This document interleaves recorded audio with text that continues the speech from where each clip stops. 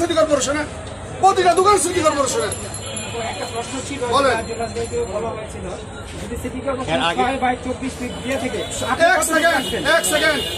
যদি ওনার জায়গা পিছন দিয়ে পাহাড়ে থাকে, আমার কথা হচ্ছে এই দাগ হলো 481, ওনাদের দাগ হলো 381। 381তে উনি যতটুকু থাকবে ততটুকু থাকবে। 381 একেবারে পাশে যদি পাওনা থাকে দোকান দিয়ে দেওয়া হবে, জায়গা দিয়ে দেওয়া হবে। কিন্তু এই ফ্রন্ট তো 481 দাগ। ভাই এর আগে বসার ব্যবস্থা করছিলেন? এই সমস্যাটা 12 বছর ধরে 14 বছর চলছে। কোর্টে ওনারা কিছুদিন আগে একটা মামলা করছে, 145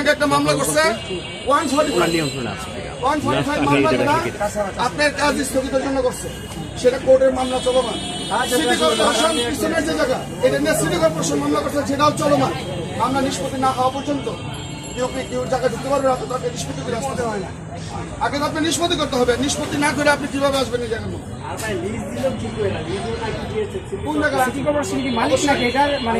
এই দাগের মালিক তো সিটি কর্পোরেশন ফ্রন্ট। ঠিক আছে, যদি মালিক না থাকে সিটি কর্পোরেশনের জিজ্ঞাসা করেন, আমাদের কাছে কাগজ আছে, সিটি কর্পোরেশনের কাগজ আছে না? প্রত্যেকটা দোকানের রিসিট আছে না? আপনারা সিটি কর্পোরেশন ভাড়া দেন না? প্রত্যেকটা দোকান সিটি কর্পোরেশনে ভাড়া দেন না? তো সিটি কর্পোরেশন মালিক না হলে এটা কি সিটি কর্পোরেশন তো একটা অথরিটি, এটা কিন্তু একটা অথরিটি কি এভাবে অবৈধভাবে ভাড়া নেবে? কোশ্চেন আপনার যদি থাকে আপনি সিটি কর্পোরেশনকে বুঝবেন। কিন্তু অবৈধভাবে যে এই ঘরের মধ্যে এটা করছে, এটা কোনো অর্ডার আছে? এটা অন্যায় করছে না? এই যে ক্ষতি করছে, যদি এটা ক্ষতি করে থাকে তাহলে এটা ক্ষতি করলো না, এটা পরেরটা ক্ষতি করলো না, আমরা পুরোটাই করবো ভাই। আপনি কিভাবে করবেন? আপনি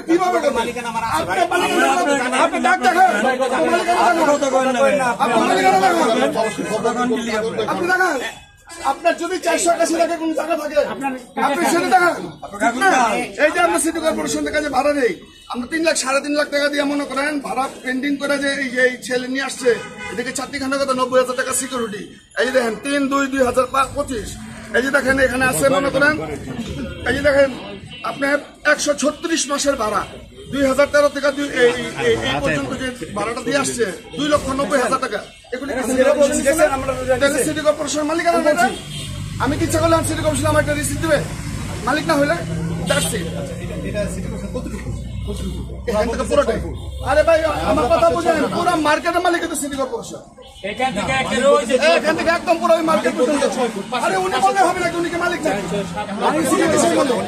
উনি কোনো মালিকই না, আমরা পুরো জায়গার মালিক সিটি কর্পোরেশন। পিছনে একটা শহর, এটা নিয়ে মামলা চলছে সিটি কর্পোরেশন। প্রশ্নটা হচ্ছে এরকম, সিটি কর্পোরেশন পিছনের যে জমি, ফয়েজ সাহেবের ওনার বিরুদ্ধে সিটি কর্পোরেশন মামলা করছে 381 টাকা সিটি কর্পোরেশনের সিএসএ 400 সিটি কর্পোরেশন। আমি আপনার আরেকটা ডকুমেন্টস দেখাই।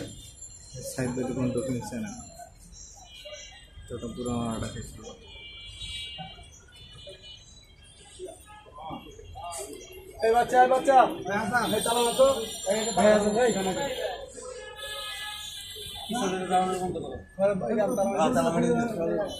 তো বলছি, আমি তো সাংবাদিক সেইভাবে বলে দিচ্ছি ভাই।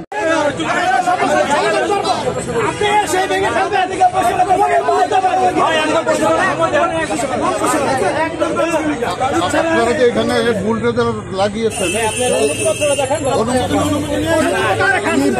ভিত্তিতে আপনারা এখানে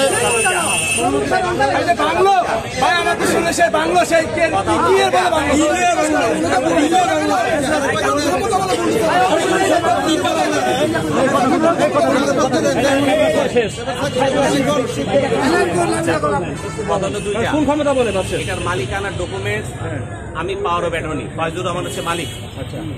ফয়জুর রহমান মালিক আমাকে পাওয়ার অফ অ্যাটর্নি দিচ্ছে, আমার আপডেট খাজনা পর্যন্ত আছে। আমার কোথাও কোনো গ্যাপ নাই। কোন জায়গায় ঘটনা আছে? কোন দাগে? এটা- এটা কি না? এই জায়গায়- ওই জায়গায়? দাগ উল্লেখ করেন, দাগ উল্লেখ করেন।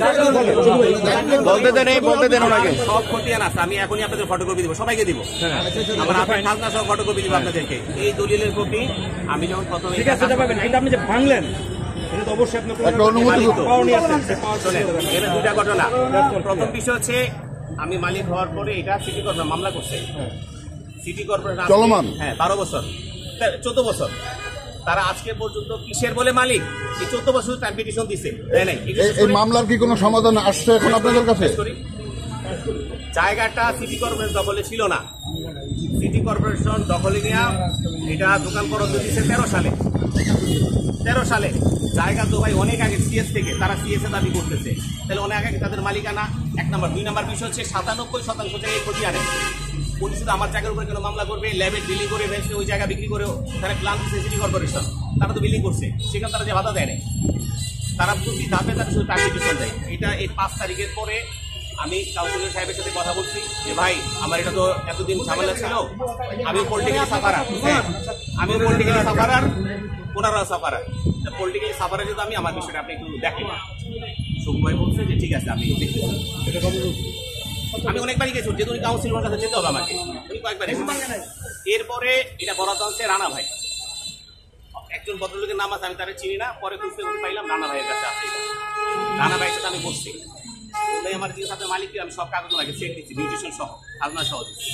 উনি দেখছেন আমি কালকে রাতেও রানা ভাইয়ের সাথে বলছি যে ভাই এই স্থাপনা যা করা করছেন এই স্থাপনাটা আপনার খরচ হচ্ছে সেটা আমি দেখি, কিন্তু আমার জায়গাটা খালি করে দেন। আমি আপনাও সবার আর এই যে জুলাই করেছিলাম, উনিও জানে করেছিলাম, আমি ওই একই জায়গায় ছিলাম, আমরা রাজনৈতিকরণের শিকার ছিলাম।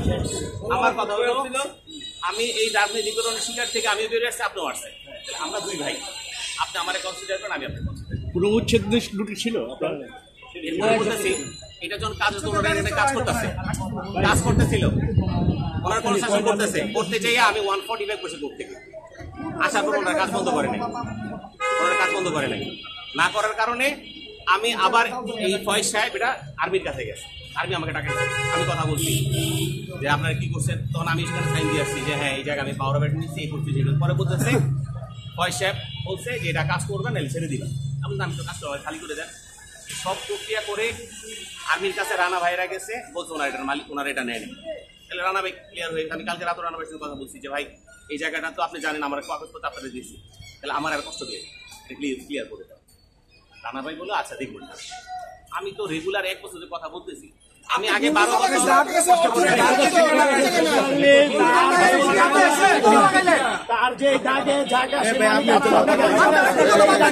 সংক্ষেপে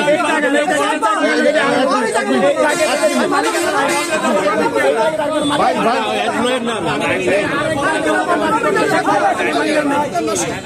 আমি বলি নাই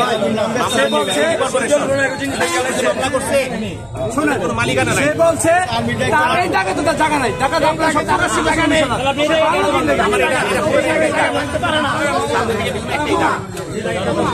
সব কাগজ আমি দিই।